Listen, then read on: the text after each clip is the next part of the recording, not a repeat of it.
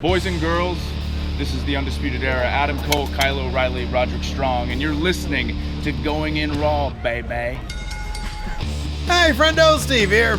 And Larson. And welcome back to Going In Raw, the only pro wrestling podcast you need to be listening to right here at youtube.com/Steven Larson, taped live at twitch.tv/Steven Larson, and available wherever audio podcasts can be found. Of course, today we're going to be reviewing NXT Takeover in your house. It was a pretty enjoyable show, but first, we wanted to give a shout out and a sincere thanks to the friendo community. Our friendo Black Lives Matter benefit for the Bail Project surpassed $10,000. We are now at $11,722.38, and the Too Sweet has been ordered. You and I are going to produce a just the finest piece of Too Sweet based cinema perhaps it has ever been created, Larson. We're going to debut it live on the Larson Too Sweet Tour live stream. And from then on out, you're on the tour, man, whenever you go to the grocery store, when you go wrestling shows, Del Taco, Denny's, the flea market, wherever you choose to go. If a friendo sees you, whoa, they go for the Too Sweet. But until you get your Too Sweet, I can't throw it up yet. Soy Primero. I'm the first one. Yeah. So I was thoroughly excited when I saw it. We both had the feeling that we were probably going to get there, but until you're there, you don't want to celebrate. I woke up this morning and it was like it was like $330 some odd under. And I was like, oh, man, that's easy. That's awesome. That's great. And then I checked it like 15 minutes later. And, of course, Chongo from the Triovo, our dear friend, put us over the top, $333. And boom, we were there. And it's been growing ever since then. Yep. And we still have Friendo Fest 2 happening tomorrow, Monday, noon Pacific time, 3 Eastern, 8 over the United Kingdom. Right here on Twitch. It's so just because we hit our goal doesn't mean we're going to stop raising money. Yep. We're going to keep on going. Yep. And I believe the fundraiser will continue until at least through all day tomorrow, if not Tuesday at some point. Okay, great. And that Friendo Fest 2 is going to be going down right here on twitch.tv/Steven Larson. So if you're watching us on the YouTube, if you're listening to the audio realm, if you want to check it out, by all means, please. And then we'll probably put the VOD up on YouTube, depending on what we do, because like YouTube sometimes can be kind of weird. I don't know. We'll figure it out. Yeah. But yeah, check that out over there on the Twitch live. It should be a lot of fun. I'm looking forward to it. So let's hop right into it. NXT Takeover in your house. That was a pretty fun show. It was a pretty fun show. There was just kind of one, I hesitate to call it a dud. It wasn't a dud. It just wasn't that great of a cinematic match. They're not all going to be gold. They're not all obviously. going to hit. Sometimes there's going to be a miss. But that being said, I thought that the overall packaging, the lengths they went into making it a true in your house throwback, I thought was very clever. It was very refreshing. It had a sense of fun.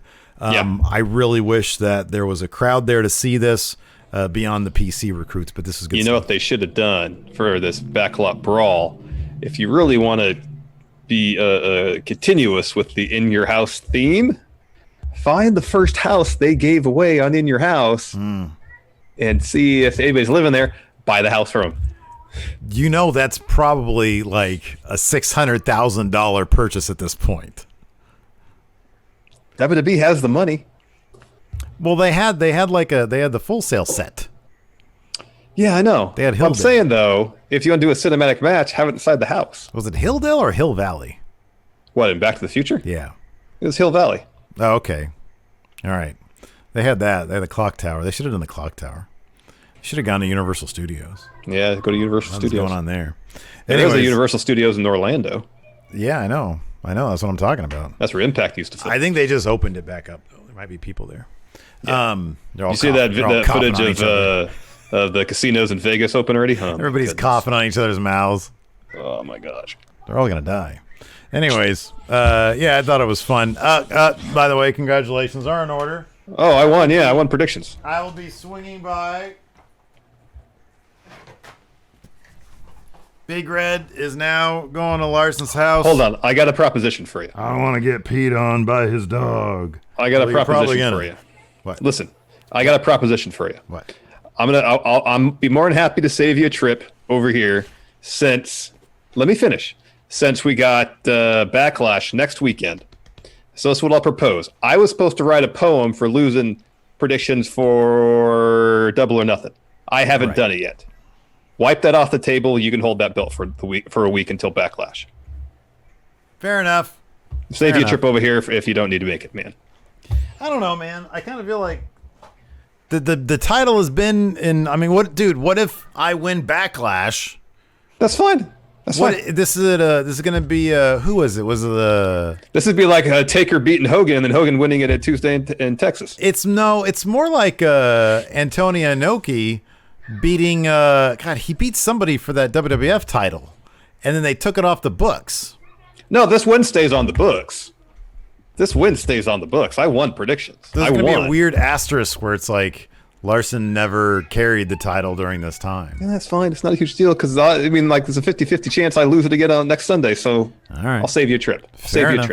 Fair. Well, we'll see. We'll see. I don't know. You live 10 minutes away. I can leave my house for 10 minutes. I understand. I mean, if you're on your way somewhere and I'm on the way, sure, fine, whatever. But you don't have to make a special trip out here for me. Yeah, I got nothing better to do. Anyways, it kicked off with the match that determined predictions. The heels versus the faces. It was a 6-man tag, 6-woman tag. Shotzi Blackheart, Tegan Knox, Mia Yim versus Dakota Kai, Raquel Gonzalez, and Candice LeRae. And this match was a lot of fun. Everybody had their WrestleMania gear on, man. They all looked like $1 million. Everybody looked like $1 million tonight. Yeah. But no, this is a fun match, dude. Yeah, and thankfully the faces won. That means I won predictions early on. Shotzi's going for a suicide dive, and Raquel caught her, but basically had to catch her. It was like hand strength that she used to catch her because she was bent over and had her arms extended. But caught her and then tosses her, and then Mia follows a suicide dive that takes out Raquel, and then Candice does like a springboard moonsault type thing that takes out Mia, and then Tegan goes on the top, hits like a top rope somersault senton. It was great, fantastic. Oh yeah. All sorts of great stuff. Later on, Shotzi Blackheart employed Bryan Danielson's old finisher, cattle mutilation. It's pretty cool. A great submission move on Candice. Dakota Kai breaks that up. The ref trying to get her out of the ring. While that's all happening, Raquel gets in there. Bang, drops Shotzi with a lariat. Candice makes the cover, only gets a 2 count. Shotzi is then isolated for a while. Eventually, though, she does get a hot tag to Mia Yim. She takes it to Candice, hits a dragon suplex, gets a 2. Later on, Tegan and Raquel Gonzalez are in. Tegan goes for a Rana. Raquel catches her, hits a powerbomb. Yim breaks that up. And then her and Candice, they go brawling backstage through the set. And then Dakota Kai and Raquel Gonzalez set up for a double team move. Kai accidentally kicks Gonzalez in the head. Tegan choke slams Dakota Kai. And then her and Shotzi both drop kick Raquel Gonzalez out of the ring. And then Knox hits Kai with the Shiningest Wizard to get the win. For the win. Yeah. Yeah, fun match. Yeah, it's fun. It's funny because in retrospect, seeing how Keithley and Johnny Gargano went down, because I was like, they're building up Gargano, they're building up, Candice LeRae as like this power couple. And you and I both thought going in that, Gargano might have a good shot of winning the North American title tonight. Boy, were we wrong on that one.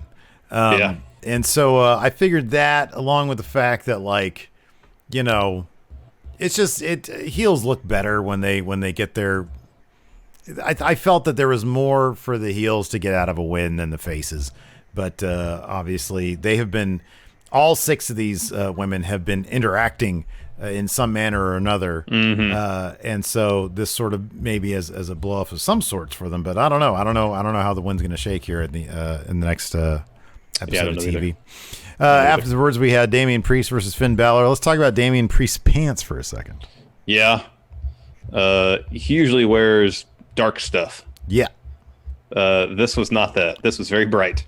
It looked like the facade of a house with like an intricate window scheme. Yeah, some sort of lattice thing on it. Yeah. He had like windows into his thighs. Mm-hmm. He had, and then there were some patches that looked like security door latticing. Yeah, like netting. Some that was a little looser, wider weave, like fishnet stockings. Yeah. The house analogy is a sound one, I believe. He really looked like the set. Didn't help him win though.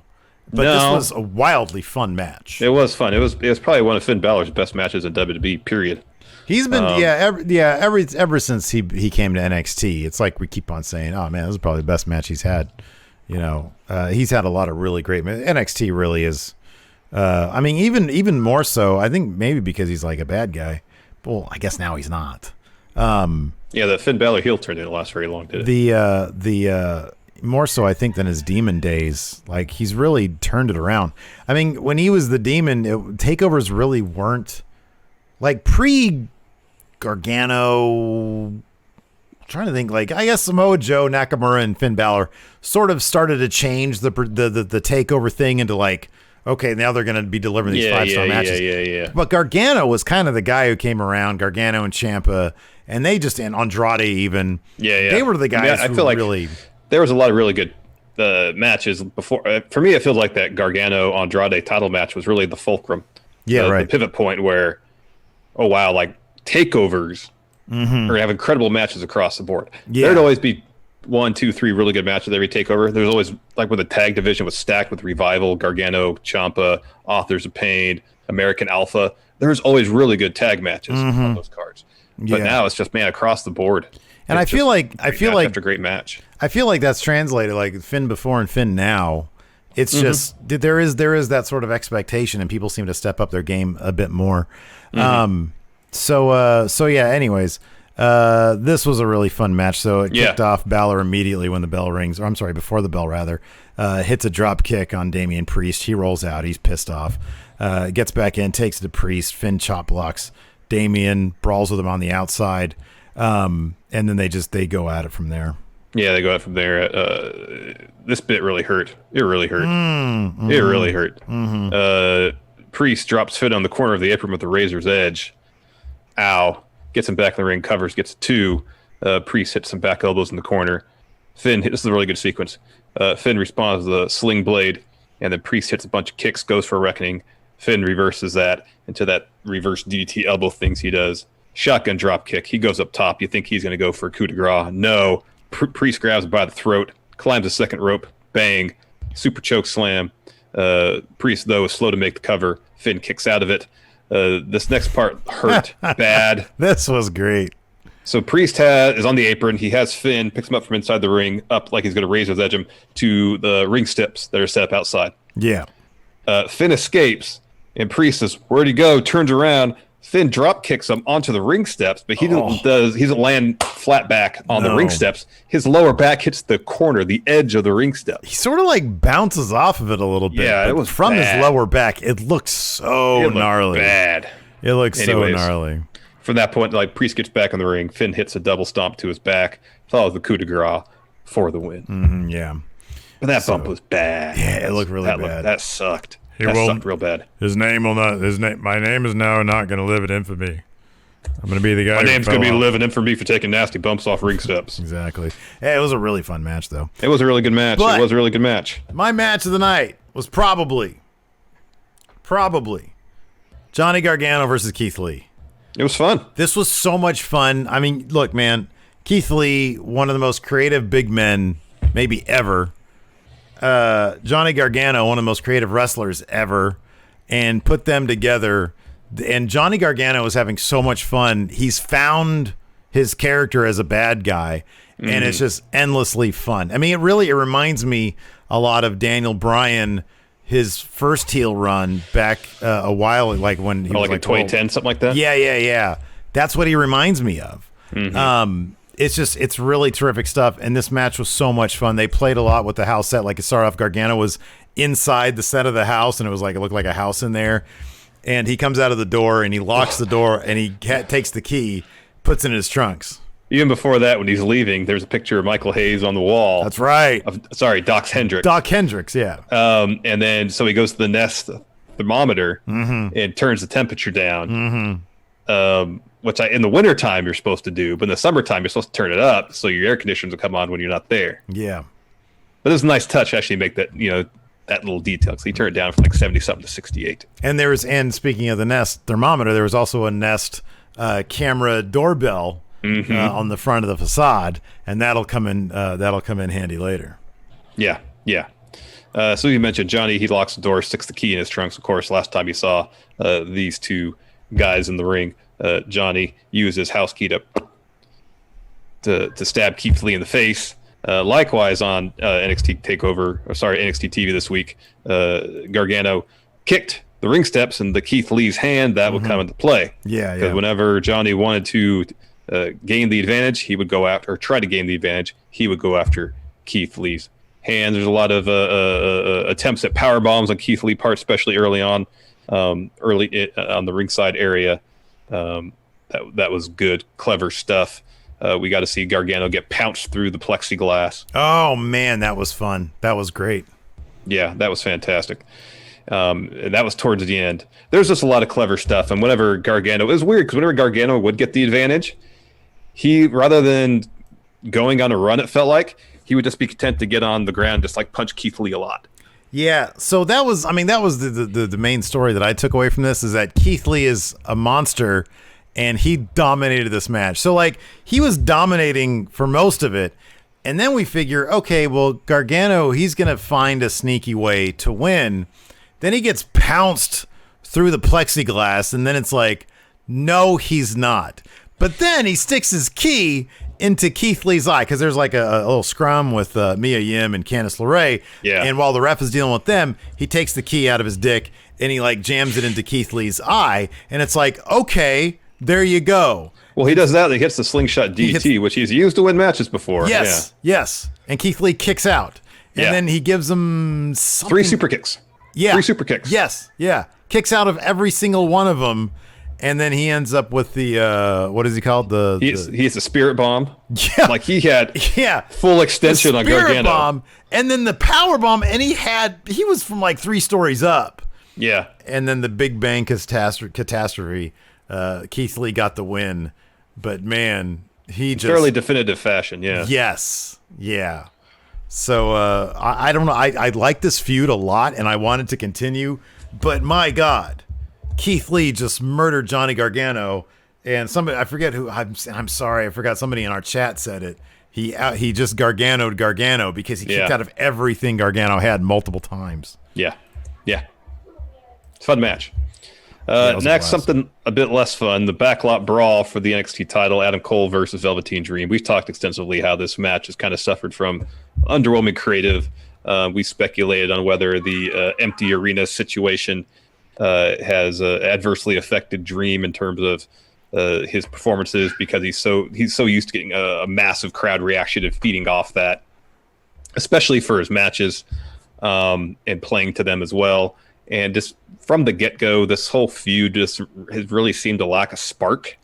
Yeah, they haven't really even included Velveteen Dream in the feud all that much. We've been talking about this endlessly on the recaps of NXT TV.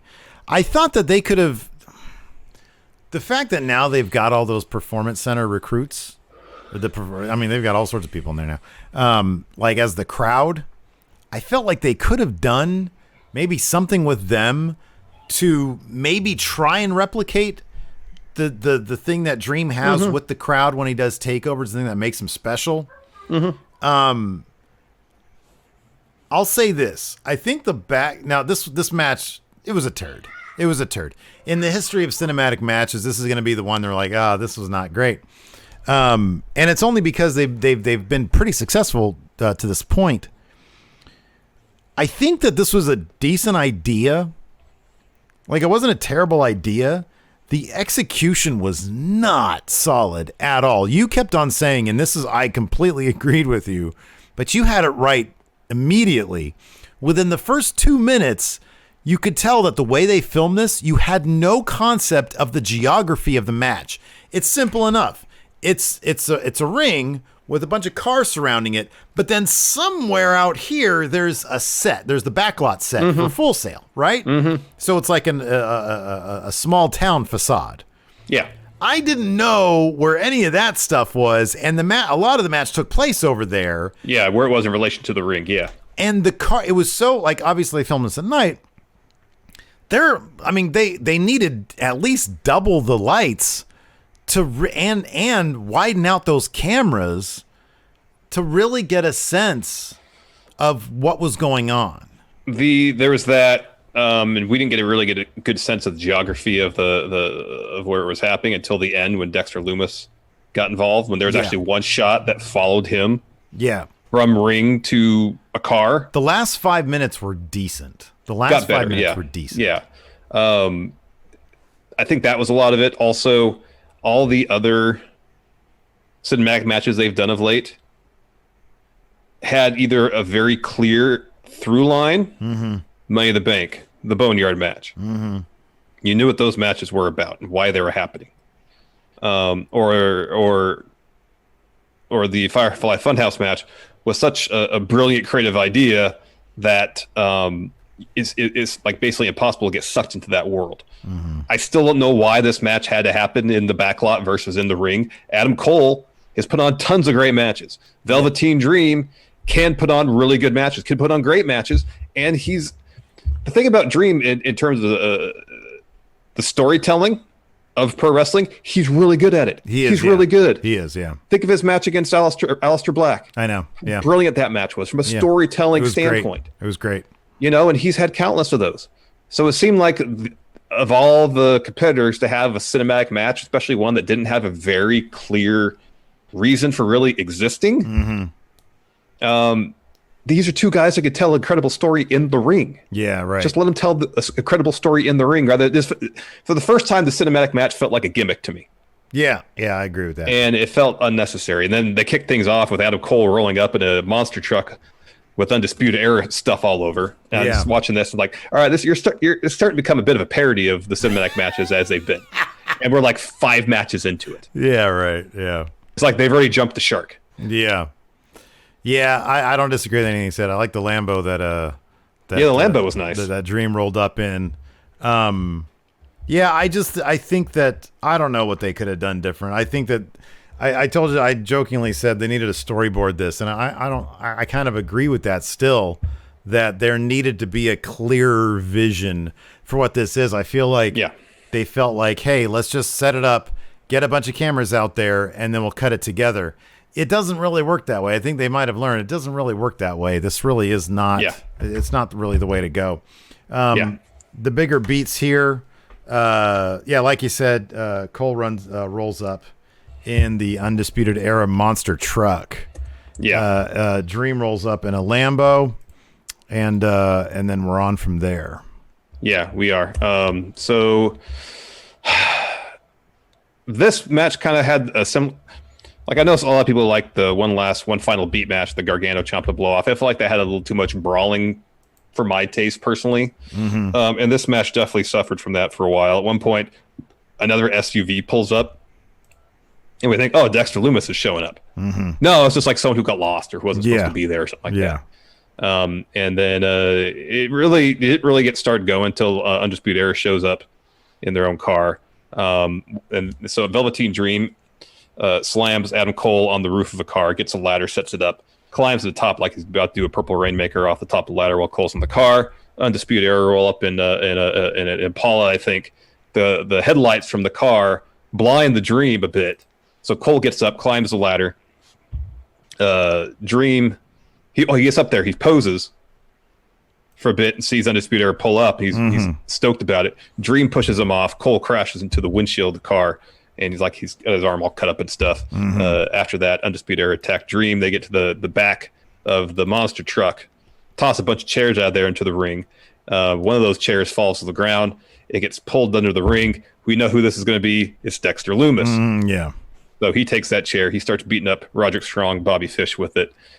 Tosses them into the trunk of their own car, I believe. Drives off. Back in the ring, Cole tries for a Panama Sunrise.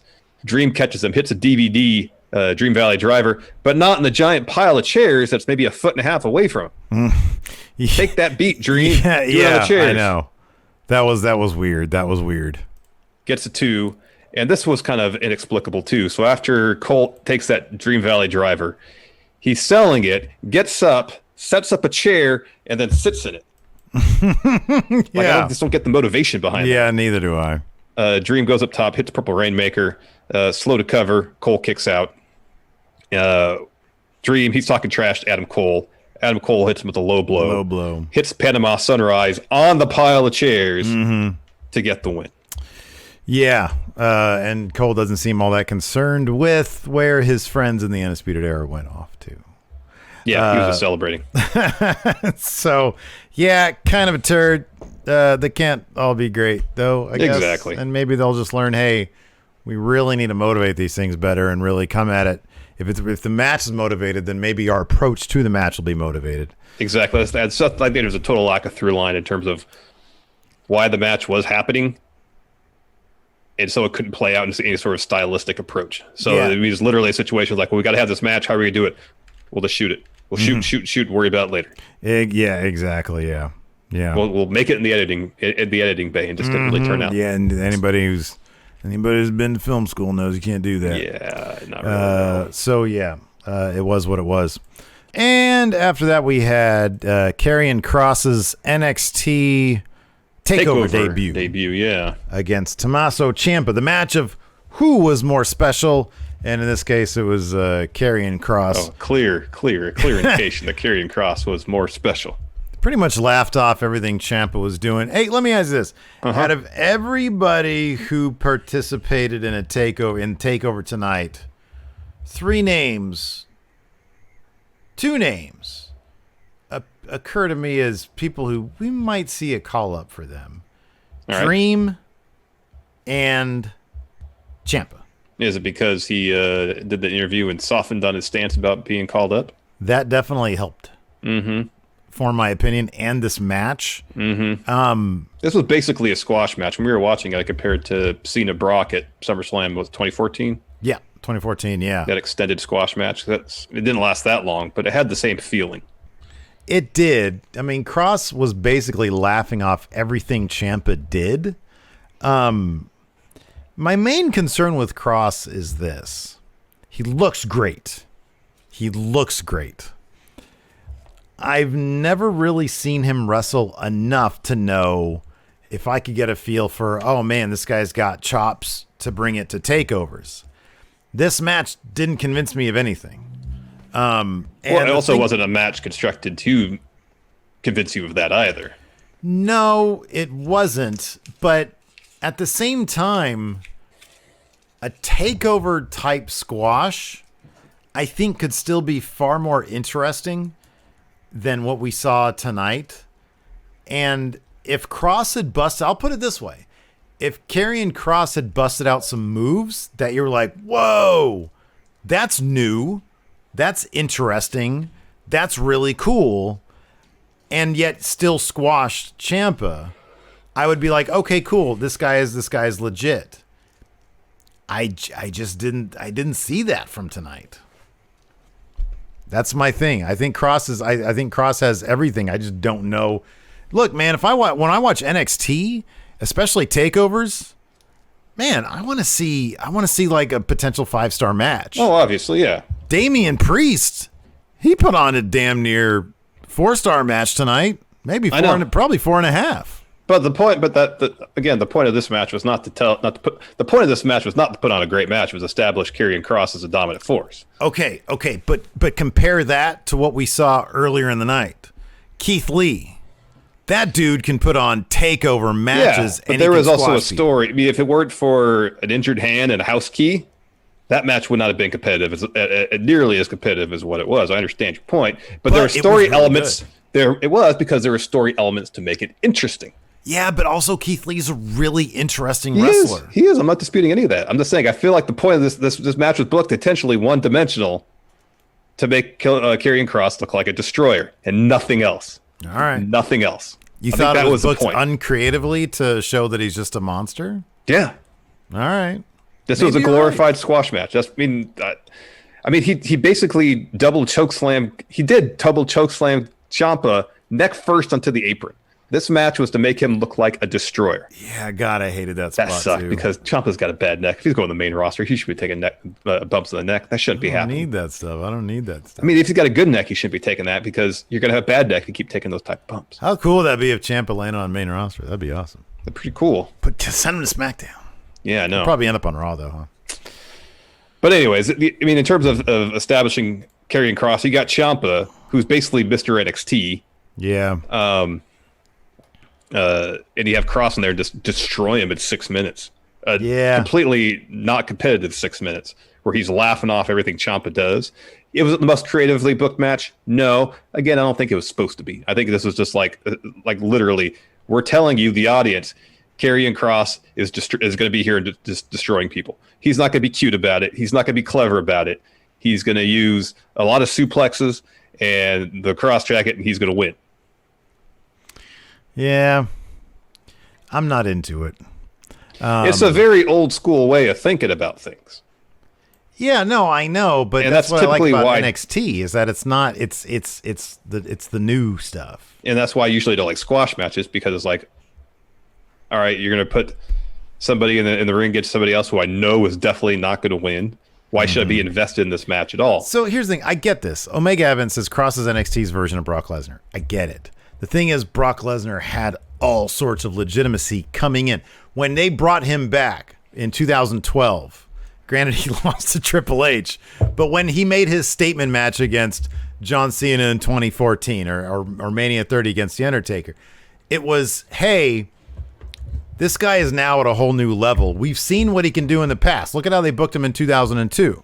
I think that's probably what Omega Evans referring to is Brock in 2002. That's fine, but even I know. It's just okay. Even Brock was doing the shooting star press. He didn't do that very often on main roster, though. Yeah, but he was doing cool stuff. He was doing cool stuff. He was doing cool stuff. I mean, he was a level of athlete that doesn't come along very often.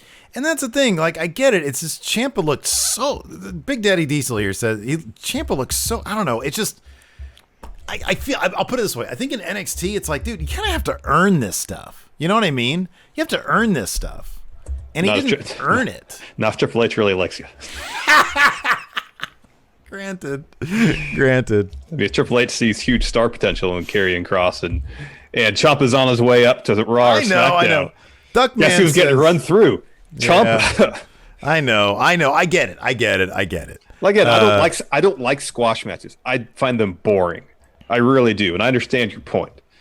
And you're right. Karrion Kross has everything else. We just don't know if he can compete at the highest level there is in NXT. Hopefully, we find out. But again, I don't think this match was booked as evidence whether he can or not. I think this match was booked for one purpose: establishing him as capable of destroying anybody and everybody. You got to show me something cool, man, because it's NXT. You got to show me something cool. Keithley shows me something cool.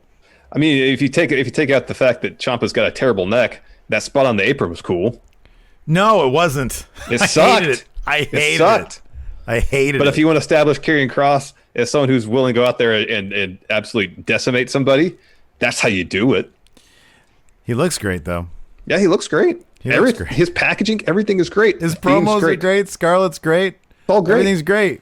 But this is NXT, man. This ain't some hole in the wall. I want to see you wrestle. But here's the thing. Well, let's wait and judge what he's be able to bring as far as in-ring performance. in NXT. Let me finish. His in-ring performance until he's booked in a match that's supposed to be competitive. And I think that's going to be the key. All right, man. All right. Now, if he could be booked in a competitive match and tell an interesting story, then he'll be fine. All right. But the story wasn't meant to be interesting. That's a cop-out, man. That's a cop-out. This just wasn't good. Anyways, yeah, your notes are appropriately short here. Yeah. Let's see here. Kross basically no selling everything. Tosses Ciampa neck first into corner of apron. Ciampa makes a comeback. Knees cross out of the ring. Follows with a draping DDT. Gets a 2. You forgot all the bits where Cross laughed. Cross escapes. Well, you can just insert that in between any of these commas here, and then it's apropos. Hits an F10, locks in, cross jacket. Ciampa passes out. Yeah. So, yeah. I don't know, man. I don't want to be all negative and stuff, but... You sound pretty negative right now, man. What's that? So you're sounding pretty negative. It's just I don't know. You know, man, I'm an NXT stan, man. You are. But here's the thing about NXT. How often do they really go, especially on a takeover, do they take the route of, we're going to have someone get just thoroughly and totally squashed? Yeah. They don't do that. I shouldn't even find it that shocking, though. No, that's totally expected. We all like expect if you're to carry I mean, like within the context of the match. Like, okay, Cena Brock was shocking, and not just because Brock beat Cena or Brock squashed Cena. It was a level of violence that he employed to do it. Exactly. If they'd given this an extra 4 minutes and it was just karrion cross, tossing Ciampa around the ring and laughing about it, yeah, we might have got that. Mm-hmm. But I don't necessarily think that's a reflection of Cross's. And I'm not just trying to like say karrion cross is the best thing. I'm not trying to I'm not a karrion cross stan. Oh, I'm you're just saying standing him so much. I'm just saying that's not a reflection of Ciampa or Cross's abilities. I just think it's the way that they wanted this match to be quick, decisive, and establish Cross as a destroyer. And I think that's the sole purpose of this match and nothing more. Are they going to fast track him just to the title, man? That'd be so weak if they do. Well, Loomis is next, seemingly. Yeah, seemingly that'd be for a title program. He's not going to win. Yeah. So then it's either Keithley or it's going to be karrion cross. Who else is there? All right. Listen, man, we got some great news. We got a new women's champion. That's awesome. And you and I would have marked out so hardcore. And I am so excited that Io Shirai is the new NXT women's champion. I'm shocked that we didn't mention in the beginning. But the moonsault at the end of this match. Yeah, we were worried that Rhea had gotten concussed. So, good news. Sean Ross Sapp said that he had heard that Rhea said coming through the curtain that she was okay. So, no harm, no foul. This was a really fun match. It was a lot of fun. Rhea Ripley, Io Shirai, Charlotte for the women's championship. And Io Shirai with the moonsault victory on Rhea Ripley, who was taking a figure 8, was awesome. It was so great. It was just really hard to cheer because it looked like she completely crushed Rhea Ripley's head. But God, Io Shirai is the new NXT Women's Champion, it's amazing. man. It's so good. How great is that? You know, and you try to take me to task after the match, but I was like, history is indicated this is usually the case. Whenever two people are feuding, a third party gets introduced to a match, they're the one that eats the pin. Yeah. It's not 100% of the time, but it's a lot of time. And I'm happy that NXT went against the trope and said, all right, Io's getting inserted to a feud that's been going on since before WrestleMania. And guess what? She's going to be the one that walks away with the title. I know. I hope this means that Rhea and Charlotte, I mean, I think they can probably continue their feud sort of away from the title scene maybe while Io takes on other competitors. It is interesting, though, that that Rhea didn't recapture the title from Charlotte. Maybe somewhere down the line they'll have that happen again on a different brand for a different title. I don't know. I am kind of curious about that. I don't know. So I know Triple H said the bit about, well, I feel like Rhea losing to Charlotte helps her grow as a character, kayfabe wise. Mm-hmm. But you think to come full circle on that growth, she would have to defeat Charlotte at some point. And not just defeat her for the belt that she lost. Yeah. That would seem to make sense. But, maybe this is something that they have in their back pocket that 2-3 years from now, if they want to reference, they can do it. Mm-hmm. I don't know. Yeah. I don't know. I mean, Triple H might have that idea, then Rhea gets to main, and then, her and Charlotte never cross paths again. Mm-hmm. Yeah. Let's see here. I can't get out of my head the spot where I'm looking at the other moments here, but I can't get out of my head Io coming off the top of the house facade. Oh, that was great. That was rad. Oh, and Charlotte, we were wondering if somebody was going to go through the window at the front of the house set. Yeah. Of the house set. The house set window also had an LED behind it, so I didn't know if that was possible. But Charlotte threw Io through the window, so to speak, here. Yeah. And that was really good. Let's see here. Yeah, Io climbs to the top of the set, hits a crossbody on Charlotte and Rhea. Io goes up top for a moonsault on Charlotte. Rhea clocks her. Charlotte tries for the spear. Rhea avoids that. She looks for a superplex. Oh, that's funny. On Io. I love when Rhea looks for a superplex on Rhea. Io avoids, though. Pushes Rhea, tries for a Frankensteiner. Rhea catches her. Charlotte that was just like Io. Crazy back and forth. Yeah, it was all over the place. It all ends in Rhea hitting a riptide on Charlotte. Io breaks up that pin. Yeah. Yeah. And then after that, Rhea gets the Io in the reverse cloverleaf. Charlotte gets a kendo stick, starts, using it on Rhea and Io. Yeah, that was a great spot where Charlotte rose from the in the background with the kendo stick. That was good stuff. And then she follows the spear on Rhea, puts her in the figure 4, bridges to the figure 8, and then as soon as that happens, we're like, all right, when is Io coming with the moonsault? Sure enough, hits moonsault and Rhea, covers her to get the win. Rich here says, please put Friendo Fest on YouTube. Sorry, Rich, I didn't mean to say that we weren't going to make it available on VOD. It will be available somehow, some way. Don't worry about it. You'll be able to see it. Yeah, for sure. The main event was really fun. I enjoyed that quite a bit. I thought that was great. I thought Lee versus Gargano was great. That was my match of the night. I thought that was terrific. And again, it was a dominant match from Keith Lee, but it was so much fun. And you're right. It looked to accomplish a different thing than Killer Cross versus Ciampa.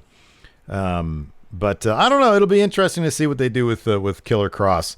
I mean, look, man, Triple H isn't stupid, and Killer Cross understands what you do at takeovers. Yeah, you got to bring it. If you're not going to bring a great match, then the luster on NXT is going to come off. Yeah, and I think wait to judge him from that perspective when he's in a match that's supposed to be competitive. Judge him now, early, when it's too early to tell. I mean, what'd you think about Matt Riddle when he KO'd Cassius Ohno with a knee? Oh, that was different, though. No, I know it was different, but the idea for a couple reasons. Number one, I knew what Matt Riddle was capable of before. I've only seen Killer Cross in a couple of matches prior to this, and nothing he's done tells me that he's like takeover ready. Matt Riddle before he even got to NXT, everybody was excited because this guy belongs in takeover matches. So there's a difference there. Like even I forget how many Lars Sullivan matches were. I feel like Lars Sullivan was a more interesting wrestler than what I saw tonight from Karrion Kross. Well, when he first debuted, he was getting put together with tag team partners, and his tag partner would always lose a match, and then he'd be upset about it. That was awesome. I loved that. That was interesting. That was good stuff. I mean, like I said, they're just set up Karrion Kross as a destroyer. I know, but NXT is kind of about bucking the conventions. It's like bringing a new twist to what wrestling is, and that's not what I saw tonight. Oh, take it up with Triple H, man. Tweet him. I know. I'm just trying to explain it for what it is. I don't know what Triple H's motivation is, other than he's trying to establish Killer Kross as a destroyer, and hopefully it gets more interesting. If not, well. He'll be going to Maine probably within a couple weeks anyways. where one-dimensional destroying machines kind of fit right in. Yeah, so. That's a good point. I'm not a Cross hater. I really like the guy. If you've watched our recaps, I'm not a hater on Killer Kross. This was a takeover. I was hoping to see something that'd be interesting. So, anyways, yeah. Who said this? Art Fracture says he isn't what? But they're making he isn't, but they're making Cross look baby shit green. Oh man. I'll wait and see. I will wait and see. I know the comments are Steve, why you being so negative? Anyways, that's it for our takeover review. Thanks everybody for tuning in. Tomorrow, man, Friendo Fest 2. Live right here at twitch.tv/Steven Larson. Thanks, everybody, for tuning in. We appreciate it. And until next time, we'll talk to you later. Goodbye.